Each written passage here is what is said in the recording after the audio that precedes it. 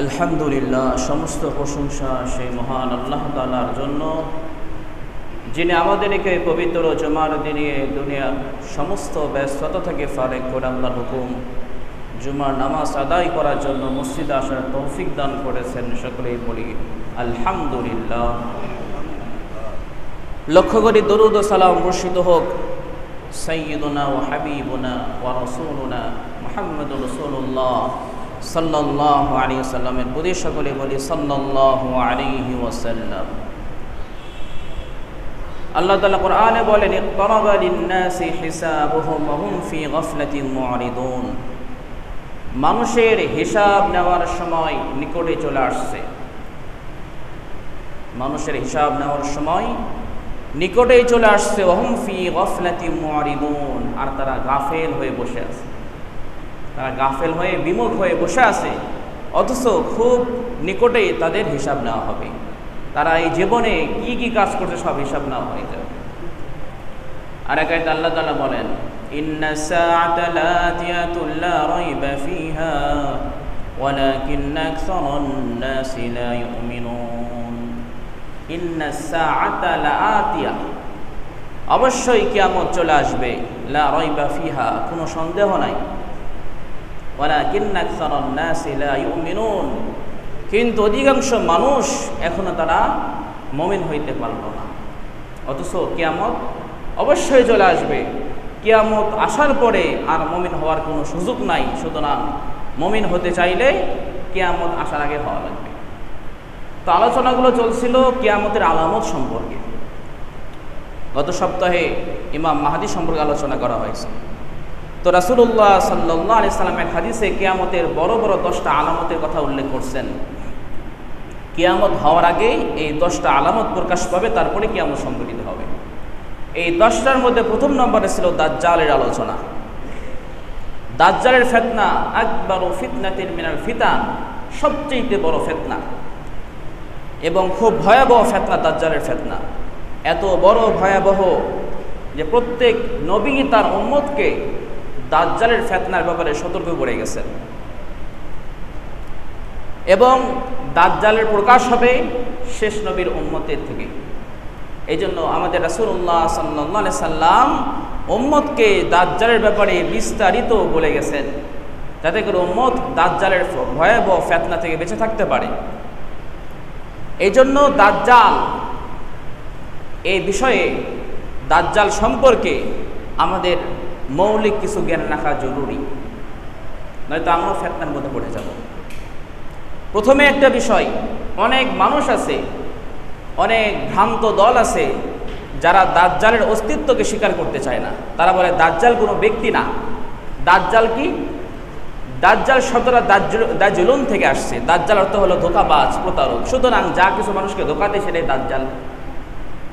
যা কিছু মানুষকে ধোঁকা দেয়, যা কিছু মানুষের সঙ্গে প্রতারণা করে সেটাই দাজ্জাল।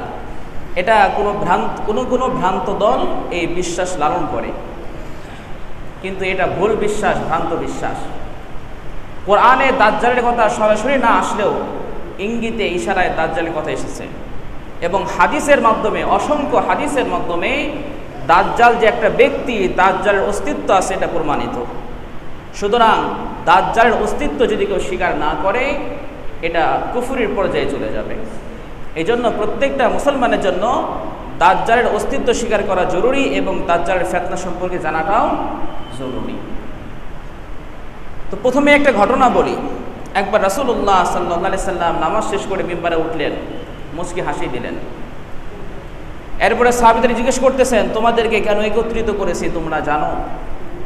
সাহাবায়ে বললেন, আল্লাহু ওয়া রাসূলুহু আ'লাম, আল্লাহ এবং আল্লাহর রাসূল ভালো জানেন। তখন রাসূলুল্লাহ সাল্লাল্লাহু আলাইহি সাল্লাম বলেন, তোমাদেরকে কোনো বিষয়ে ভীতি প্রদর্শনের জন্য আমি তোমাদেরকে একত্রিত করি নাই, বরং তামিমে দারির বর্ণিত একটি ঘটনা তোমাদেরকে শোনানোর জন্য তোমাদেরকে একত্রিত করেছি। তামিমে দারি ছিলেন একজন সাহাবী। তো রাসূল বললেন, তামিমে দারি ছিল খ্রিস্টান, পরে সে ইসলাম গ্রহণ করে। সে আমার কাছে একটা ঘটনা বর্ণনা করে, যে ঘটনা আমার থেকে দাজ্জাল সম্পর্কে যে সকল বর্ণনা রয়েছে তার সঙ্গে মিল রাখে। সেই ঘটনা কি ছিল? তামিমে দারি রাদিয়াল্লাহু আনহু যখন খ্রিস্টান ছিলেন সে সময় 30 জনের এক সফর সঙ্গী নিয়ে নৌকা ভ্রমণে সাগরে বের হলেন। সাগরে ছিল উত্তাল ঢেউ, সে ঢেউগুলোকে মোকাবেলা করে তারা নৌকাটা নিয়ে প্রায় 1 মাস যাবৎ ঘুরতেছিল। নৌকাকে কোথায় ভিড়ানোর জন্য জায়গা পেতেছিল না, সাগরে ছিল প্রচণ্ড ঢেউ। ওই ঢেউ ঢেউয়ে কোথায় ঘুরতেছে কোথায় যাইতেছে বুঝতে পারতেছে না। এভাবে 1 মাস ঘুরতে ঘুরতে সূর্যাস্তের সময় একটা দ্বীপের কাছে তারা পৌঁছে যায়। এরপরে নৌকা থেকে সেই দ্বীপে প্রবেশ করে। একটা অজানা দ্বীপ, তারাও জানে না কোন দ্বীপে আসলাম, কিভাবে আসলাম। সেই দ্বীপে প্রবেশ করার পরে দেখে একটা অদ্ভুত প্রাণী যার পুরো শরীর পশমে ঢাকা ছিল। তখন তামিমে দাঁড়িয়ে রাদিয়াল্লাহু জিজ্ঞেস করলেন, মানাংতা, তুমি কেডা, তুমি কে? তখন সে বলল, আনা জাসসাস, আমি হলাম জাসসাস। জাসসাস মানে হলো গুপ্তচর। তখন ওই পশমে আবৃত লোকটা, ওই অদ্ভুত প্রাণী বলতেছে যে তোমরা ভিতরে যাও, ভিতরে একটা লোক বন্দি করা আছে, সে তোমাদের থেকে অনেক কিছু জানতে চায়। তখন তামিমে দারি রাদিয়াল্লাহু আনহু তার সফর সঙ্গীদের নিয়ে ভিতরে চলে গেলেন। যাওয়ার পরে দেখলেন এক বিশাল দেহের মানুষ শিকল দ্বারা বন্দি করা আছে। জিজ্ঞেস করলেন, তুমি কে? তখন বলতেছে, আমার পরিচয় পরে বলবো, আগে তোমরা বলো তোমরা কে। তখন তামিমে দারি রাদিয়াল্লাহু বললেন, আমরা আরবের লোকজন, সমুদ্রের সফরে বের হয়েছিলাম নৌকায় করে, ঢেউয়ের সঙ্গে মোকাবেলা করে এই অজানা দ্বীপে চলে আসছি। আমরাও জানি এটা কোথায় এবং কীভাবে আসলাম। আসার পরে প্রবেশ করার পর এক অদ্ভুত প্রাণী দেখলাম যার পুরো শরীর পশমে আবৃত। সে নিজেকে পরিচয় দিল গুপ্তচর বলে এবং আমাদেরকে বলল তোমার কাছে আসার জন্য। তখন লোকটা বলল, ঠিক আছে, আমি তোমাদের কিছু প্রশ্ন করে আমাদের উত্তর দাও। বাইসান খেজুর বাগানের কি অবস্থা? বাইসান খেজুর বাগানের কি অবস্থা? বাইসান কোথায়? ফিলিস্তিন এবং জর্ডানের মাঝামাঝি একটা জায়গা আছে, ওই জায়গার নাম হলো বাইসান। সেখানে খেজুর বাগান ছিল। ওই খেজুর বাগানের কি অবস্থা ওই লোকটা, বন্দি থাকা লোকটা জানতে চাইল। তখন তামিমে দারি রাদিয়াল্লাহু বললেন, কোন বিষয় জানতে চাচ্ছ? সে বলল, ওই বাগানে কি ফল আসে? বললেন, হ্যাঁ আসে তো, প্রচুর ফল আসে। তখন ওই বন্দি থাকা লোকটা বলল, অচিরেই এমন সময় আসবে যখন ওই বাগানে আর ফল ধরবে না। এরপরে জিজ্ঞেস করছে, বুহাইরা এর কি খবর? বুহাইরা হলো জর্ডানের একটা উপসাগরের নাম। ওই উপসাগরের কি অবস্থা? তখন তামিমে দারি রাদিয়াল্লাহু বললেন, সেখানে তো অনেক পানি আছে সাগরে এবং পানি বেশ ভালো চলাচল করে। তখন ওই বন্দি থাকা লোকটা বলল, অচিরে এমন সময় আসবে যখন সে বুহাইরা সাগরটা শুকিয়ে যাবে। এরপরে জিজ্ঞেস করছে, জুগার নামক ঝর্ণার কি অবস্থা? ওই এলাকার মানুষরা কি ওই ঝর্ণার পানি দ্বারা এখনও ফসলাদি আবাদ করে? তামিমে দারি রাদিয়াল্লাহু বললেন, হ্যাঁ, ওই ওই ঝর্ণাতে যথেষ্ট পানি আছে এবং ওই এলাকার মানুষও ওই ঝর্ণার পানি দ্বারা ফসলাদি আবাদ করে। এরপরে প্রশ্ন করল, আরবে আগত নবীর কি অবস্থা?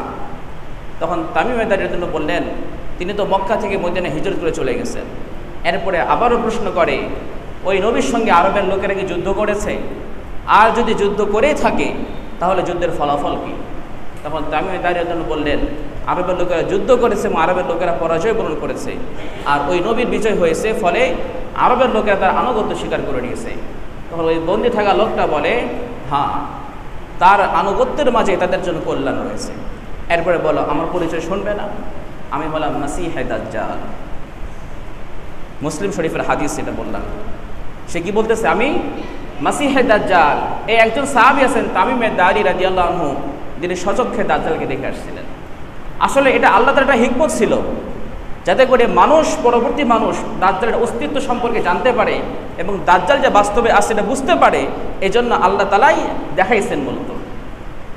এবং এই হাদিস দ্বারা আমাদের এই বিশ্বাস করা লাজিম হয়ে যায়, দাজ্জাল একটা ব্যক্তি, তার অস্তিত্ব আছে, সুতরাং এটাকে অস্বীকার করার কোনো সুযোগ নাই। এরপরে দাজ্জাল বলতেছে যে আমি অচিরেই মুক্তি পাবো এবং পৃথিবীতে 40 দিন অবস্থান করব। মক্কা এবং মদিনায় প্রবেশ করতে পারবো না, কারণ সেখানে ফেরেশতারা কোষমুক্ত তরবারি নিয়ে দাঁড়িয়ে থাকবে। যখন আমি প্রবেশ করতে চাইবো আমাকে বাধা দিবে। এই ছিল তামিমে দারি রাদিয়াল্লাহু আনহুর ঘটনা। এরপরে রাসূল মিম্বারে একটা লাঠি দিয়ে আঘাত করে বললেন, এই শহর পবিত্র, এই শহর পবিত্র, এই শহর পবিত্র, সুতরাং এখানে দাজ্জাল কখনোই প্রবেশ করতে পারবে না। তো দাজ্জাল সম্পর্কে আমাদের আকীদা স্পষ্ট থাকা উচিত। দাজ্জাল একটা ব্যক্তি, তার অস্তিত্ব আছে এবং সে কিয়ামতের আগে প্রকাশ পাবে এবং দুনিয়াতে এত ভয়াবহ ফিতনা ছড়াবে, যার ফিতনা সম্পর্কে, যার ভয়াবহতা সম্পর্কে প্রত্যেক নবী তার উম্মতকে সতর্ক করে গেছেন। সুতরাং আল্লাহ না করুক, হতে পারে দাজ্জাল আমাদের জামানাতেও আসতে পারে, অসম্ভব কিছু না, নাও আসতে পারে। তো যদি এসে যায়, আমরা দাজ্জালকে চিনব কীভাবে? তো রাসূল সেজন্য উম্মতকে সতর্ক করে গেছেন এবং দাজ্জালের গঠন আকৃতি কেমন হবে সেটা উম্মতকে বলে দিয়ে গেছেন, যাতে করে উম্মত বিভ্রান্তির মধ্যে না পড়ে। রাসূল বললেন দাজ্জাল কেমন হবে? দাজ্জাল হবে খাটো। দাজ্জাল হবে খাটো, তার পায়ের নলাগুলো হবে লম্বা লম্বা, পায়ের যে নলা আছে এটা লম্বা লম্বা হবে, আর গঠনে হবে খাটো, চুলগুলো হবে খুব কুকরানো, তার ডান চোখ থাকবে কানা, তার ডান চোখ থাকবে কানা, ওই চোখের উপর একটা চামড়া দেওয়া থাকবে যাতে করে দেখা না যায়। চামড়া আপনি দেখেন না, অনেক জায়গায় দেখা যায় যে চোখ যদি না থাকে অনেকে চামড়া দিয়ে রাখে, অনেকে চশমা পরে থাকে। তো দাজ্জালের হালত থাকবে কানা, ডান চোখ থাকবে কানা এবং সেখানে একটা চামড়া দেওয়া থাকবে, এবং বাম চোখটা খুব গর্তের ভিতরেও থাকবে না, খুব বাইরেও থাকবে না, স্বাভাবিক থাকবে। এরপরে রাসূল বললেন, এরপরেও যদি তোমাদের কাছে বিষয়টা সন্দেহপূর্ণ লাগে তাহলে জেনে রাখো, ফাআলামু, তোমরা জেনে রাখো, আন্না রাব্বাকুম লাইসা বিআওয়ারা, তোমাদের রব কানা নয়। কারণ দাজ্জাল নিজেকে একটা সময়কে প্রভু বলে দাবি করবে, নিজেকে রব বলে দাবি করবে, এটা তার কঠিন একটা ফিতনা থাকবে। তো রাসূল উম্মতকে বুঝাইতেছেন, এরপরও যদি দাজ্জাল সম্পর্কে তোমাদের অস্পষ্ট ধারণা থাকে তো জেনে রাখো, আন্না রাব্বাকুম লাইসা বিআওয়ারা, তোমাদের রব কানা নয়। আরেক হাদিসে রাসূল বলেন দাজ্জালকে চিনব কিভাবে? রাসূল বলেন তিনটা আলামত, ওয়াফিদ দাজ্জালি সালাসু আলামাত, দাজ্জালের মধ্যে তিনটা আলামত আছে, যে আলামতগুলো দেখে দাজ্জালকে চেনা যাবে। এক নম্বর আলামত কি? হুয়া আওয়ারু, সে থাকবে কানা। ওয়া রাব্বুকুম লাইসা বিআওয়ারা, তোমাদের রব কানা নয়। এটা হচ্ছে প্রথম আলামত। দুই নম্বর আলামত কি? মাকতুবুন বাইনা আইনাইহি কাফারা, আই কাফিরুন, অর্থাৎ তার দুই চোখের মাঝখানে তার কপালের অংশে লেখা থাকবে কাফারা, অর্থাৎ কাফের লেখা থাকবে। ইয়াকরাউহু কুল্লু মুমিনিন উম্মিয়িন ওয়া কাতিবিন, প্রত্যেকটা মুমিন, সে মূর্খ হোক শিক্ষিত হোক, সে ওইটাকে পড়তে পারবে। মূর্খ মানুষ জীবনে কাফ চেনে না, ফা চেনে না, র চেনে না, কিন্তু ওই দিকে তাকালে চিনতে পারবে ওটা কাফারা, কাফের লেখা আছে। সে মূর্খ হোক অথবা শিক্ষিত হোক, প্রত্যেকটা মুমিন সেটা পড়তে পারবে। তিন নম্বর, লা ইয়াসখুরু লাহু মিনাল মাতায়া ইল্লাল হিমার, দাজ্জালের বাহন থাকবে গাধা। গাধা ছাড়া কোনো বাহনে দাজ্জাল উঠতে পারবে না। দাজ্জাল ঘোড়ায় উঠতে পারবে না, দাজ্জাল উঠে উঠতে পারবে না, মহিষের উপর উঠতে পারবে না, আরও যত প্রাণী আছে কোনো প্রাণীর উপরে দাজ্জাল সওয়ার করতে পারবে না, ইল্লাল হিমার, গাধা ছাড়া। গাধাই হবে একমাত্র দাজ্জালের বাহন। তো রাসূল বলেন এই তিনটা আলামত যদি দেখতে পাও তাহলে বুঝবা সে দাজ্জাল, ধোঁকাবাজ, তাতে সতর্ক থাকবা। এক নম্বর আলামত কি? সে হবে কানা। দুই নম্বর আলামত, তার কপালে লেখা থাকবে কাফের। তিন নম্বর, তার বাহন হবে গাধা। দাজ্জাল কোন বংশের হবে? দাজ্জাল হবে ইহুদি বংশের। দাজ্জাল হবে ইহুদি বংশের, এবং ইহুদিরা খুব আশাবাদী দাজ্জালের ব্যাপারে। দেখেন, আমরা যখন উদাসীন, আমরা দিনের ব্যাপারে, দুনিয়ার ব্যাপারে, নিজের ব্যাপারে, সব ব্যাপারে আমরা উদাসীন, আমরা প্রচুর গাফেল, অনেক গাফেল আমরা। দাজ্জালের ব্যাপারে আমাদের কোনো চিন্তা ভাবনাই নাই। দাজ্জাল তো অনেক দূরে আসবে, এখনই নাকি? দাজ্জাল তো এখনই আসবে না, অনেক দেরি আছে, এখনও 200 বছর, 300 বছর, 500 বছর যাইতে পারে। মানে আমাদের ধারণার কথা বলতেছি, আমাদের মনোভাব এমন, দাজ্জাল সম্পর্কে আমরা আলোচনা শুনতেই চাই না, দাজ্জালকে নিয়ে চিন্তা করতেই চাই না। কিন্তু ইহুদিরা বসে আছে না, ইহুদিদের প্রস্তুতি শুরু হয়ে গেছে, কারণ ইহুদিরা জানে দাজ্জাল আমাদের বংশ থেকেই আসবে। ইহুদিদের প্রস্তুতি কি? গারকাত একটা গাছের নাম আছে, গারকাত নামে একটা গাছ আছে, ঝাউ গাছ।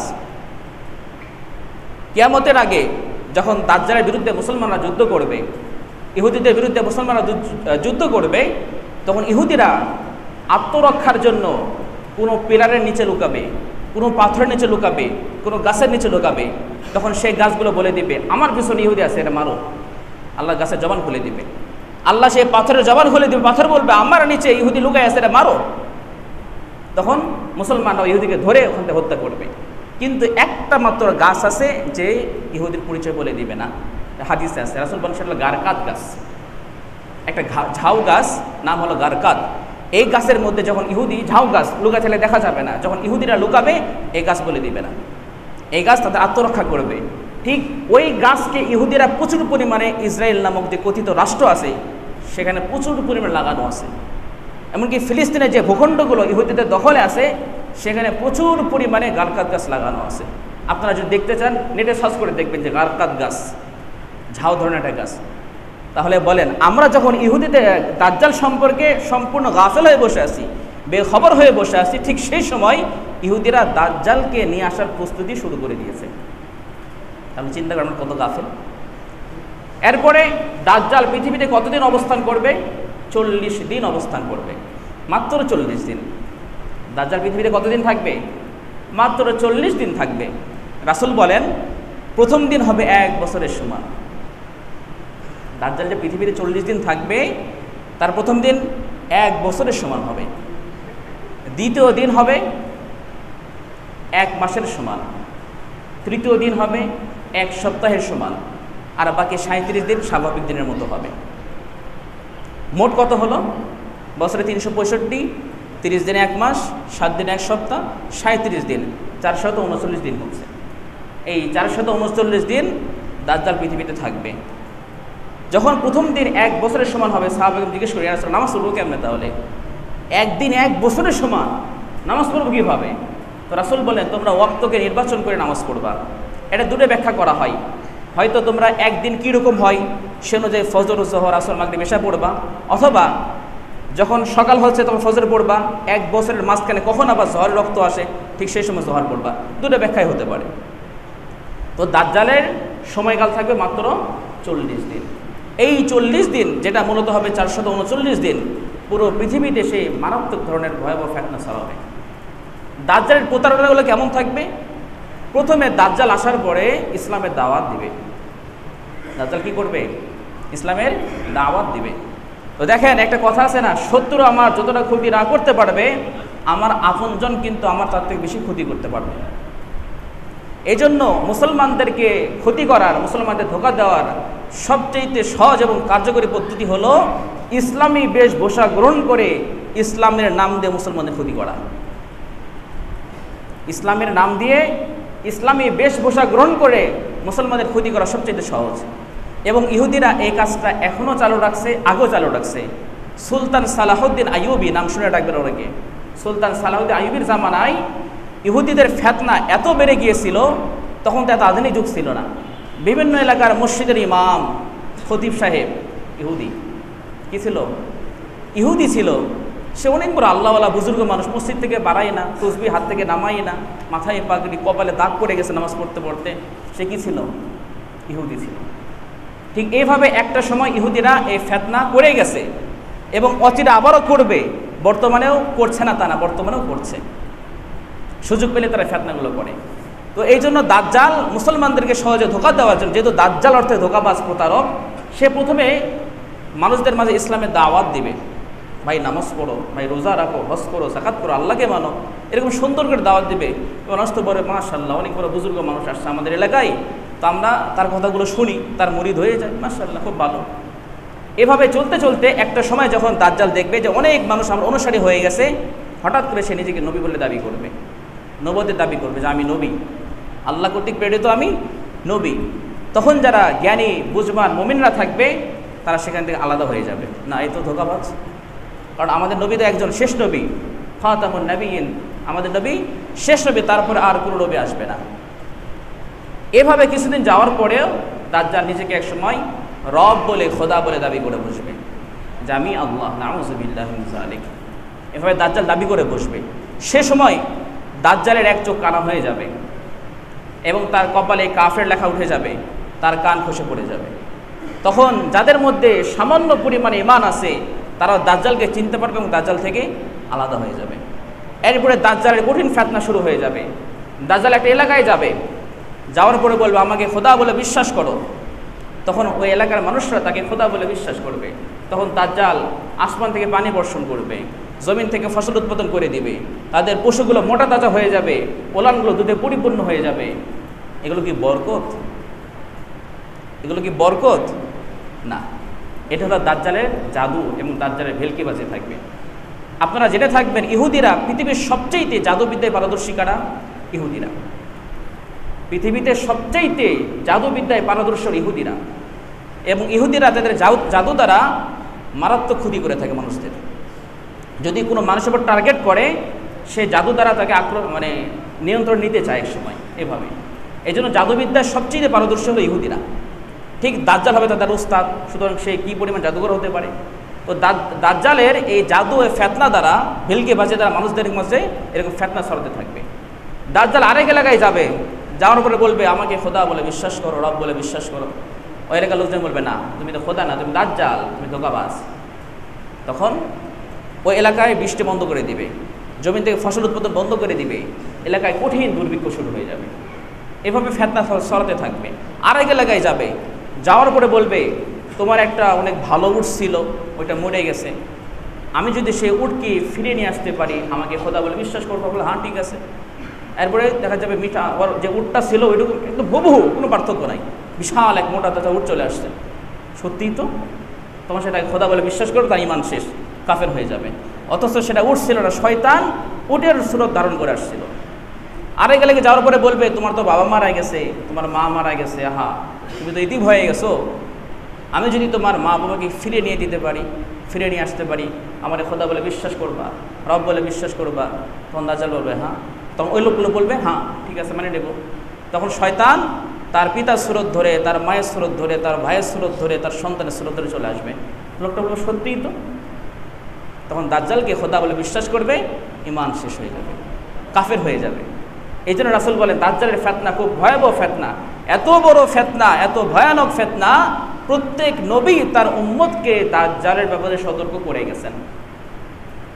অথচ আমরা দাজ্জাল সম্পর্কে জানতে আগ্রহী না, দাজ্জাল সম্পর্কে আমাদের বেসিক জ্ঞান নাই, মৌলিক ধারণাও আমাদের দাজ্জাল সম্পর্কে নাই। বলতে গেলে দাজ্জালের আলোচনাই নাই, দাজ্জাল সম্পর্কে তেমন কোথাও আলোচনাও হয় না, দাজ্জালের ফেতনা সম্পর্কে। অথচ রাসূল উম্মতকে 1400 বছর আগেই দাজ্জালের ফেতনা সম্পর্কে বারবার সতর্ক করে গেছেন।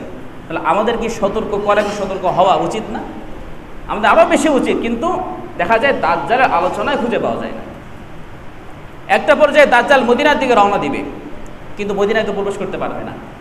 তখন মদিনার এক মুমিন ব্যক্তি সে জানতে পারবে দাজ্জাল মদিনার দিকে আসছে, তখন সে দাজ্জালের সঙ্গে সাক্ষাৎ করার জন্য বের হবে। প্রতিমধ্যে দাজ্জালের যে বাহিনী ছিল তারা আটকায় দিবে, কোথায় যাচ্ছ তুমি? বলবে একটা লোক যে আবির্ভাব হয়েছে তার সঙ্গে দেখা করতে চাইতেছি। তখন বলবে ও আচ্ছা, আমাদের পূর্ব দাজ্জালের সঙ্গে, নাউযুবিল্লাহ মিন যালিক। তখন ওই লোকটা বলবে আমাদের রবকে, এটা তো সবার জানা আছে, আমাদের রবকে আল্লাহ, আল্লাহ কি আমাদের রব, এটা আমাদের সকলের জানা আছে, আল্লাহ আমাদের রব, আল্লাহ ছাড়া কোনো ইলাহ নাই, আল্লাহ ছাড়া কোনো মাবুদ নাই, আল্লাহর কোনো শরীক নাই। তখন ওই লোকগুলো দাজ্জালকে হত্যা করতে চাইবে। হ্যাঁ, ওই লোকগুলো ওই মুমিন ব্যক্তিকে হত্যা করতে চাইবে। তখন বাকি লোকগুলো বলবে যে না, আমাদের পূর্ব দাজ্জাল নাউযুবিল্লাহ মিন যালিক নিষেধ করছেন, তার কাছে ধরে নিয়ে যেতে হবে, কিন্তু হত্যা করা যাবে না। তখন ওই মুমিন ব্যক্তিকে দাজ্জালের কাছে ধরে নিয়ে যাওয়া হবে। এরপরে দাজ্জালকে দেখা মাত্র ওই মুমিন ব্যক্তি চিৎকার করে উঠে বলবে এই তো কানা দাজ্জাল, এই তো কানা দাজ্জাল, এই তো মাসিহ দাজ্জাল। এটা শোনার পরে দাজ্জাল খুব রেগে যাবে। এরপরে তার লোকজনকে দিয়ে তাকে খুব চেপে ধরবে। এরপরে বলবে আমাকে খোদা বলে বিশ্বাস করো। তখন বলবে না, কোশ্চিনকালেও না। তখন দাজ্জাল তার বাহিনীকে আদেশ করবে ওই মুমিন ব্যক্তির মাথা থেকে নিয়ে এই পর্যন্ত লম্বা করে করার দিয়ে চিরা হবে, 2 খণ্ড করা হবে ওই মুমিন ব্যক্তিকে। 2 খণ্ড করার পরে দাজ্জাল মাঝখান দিয়ে চলাচল করবে। এরপর আদেশ করবে ওঠো তুমি। মুমিন লোকটা জীবিত হয়ে উঠে যাবে। এরপরে বলবে দাজ্জাল এবার তো আমাকে খোদা বলে বিশ্বাস করো, আমি তোমাকে হত্যা করছি আবার জীবিতও করলাম। তখন ওই মুমিন লোক বলবে যে আমার ঈমান আরও পাকাপোক্ত হয়ে গেল যে তুই মাসিহ দাজ্জাল, তুই মাসিহ দাজ্জাল, এই ব্যাপারে আমার ঈমান আরও পাকাপোক্ত হয়ে গেল। এরপরে ওই মুমিন ব্যক্তি বলবে হে সকল লোকেরা তোমরা জেনে রাখো, দাজ্জাল আমার সঙ্গে যে আচরণ করছে এই আচরণ আর কারোর সঙ্গে করতে পারবে না। দাজ্জাল আরও রাগান্বিত হয়ে যাবে এবং তার লোকদেরকে বলবে জবাই করো, কিন্তু যখন জবাই করতে চাবে আর জবাই করতে পারবে না, সক্ষম হবে না। কারণ আল্লাহ তাআলা তার গলার অংশটাকে পিতল দ্বারা পরিণত করে দেবেন, ফলে দাজ্জাল হাজার চেষ্টা করে তাকে আর হত্যা করতে পারবে না। ফলে দাজ্জাল তাকে ধরে একটা আগুনের মধ্যে নিক্ষেপ করবে। সেটা মূলত দেখতে আগুন ছিল, কিন্তু মূলত সেটা কি না, আগুন না, বরং আরামদায়ক স্থান ছিল। এইভাবে পুরো পৃথিবীতে দাজ্জাল একের পর এক ফিতনা ছড়াতে থাকবে। এবং প্রায় অনেক হাদিসে পাওয়া যায় 70,000 ইহুদিরা ওই দাজ্জালের অনুসারী হবে, এবং খ্রিস্টানরা, মুশরিকরা তারাও দাজ্জালের অনুসারী হয়ে যাবে। এবং যে সকল মুমিনরা পৃথিবীতে সে সময় বেঁচে থাকবে তাদের অবস্থা খুব ভয়ানক হবে, ঈমান রক্ষা করা অনেক কঠিন হয়ে যাবে। অনেকে দাজ্জালের ফিতনায় পড়ে ঈমান হারা হয়ে যাবে, এদের সংখ্যা অনেক বেশি হবে।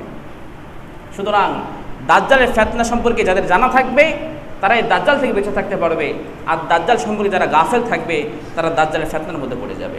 এই জন্য এক হাদিসে আছে, রাসূলুল্লাহ সাল্লাল্লাহু আলাইহি ওয়াসাল্লাম বলেন, দাজ্জালের ফিতনা থেকে বেঁচে থাকার একটা সহজ পন্থা হলো প্রত্যেক জুমার দিনে, শুক্রবার দিনে সূরা কাহফ তেলাওয়াত করা। যারা প্রত্যেক জুমার দিনে সূরা কাহফ তেলাওয়াত করবে, এই ওসিলায় আল্লাহ তাআলা তাকে দাজ্জালের ফিতনা থেকে হেফাজত করবেন। আল্লাহ তাআলা আমাদের সকলকে দাজ্জালের ফিতনা থেকে হেফাজত করুন, আল্লাহুম্মা আমিন।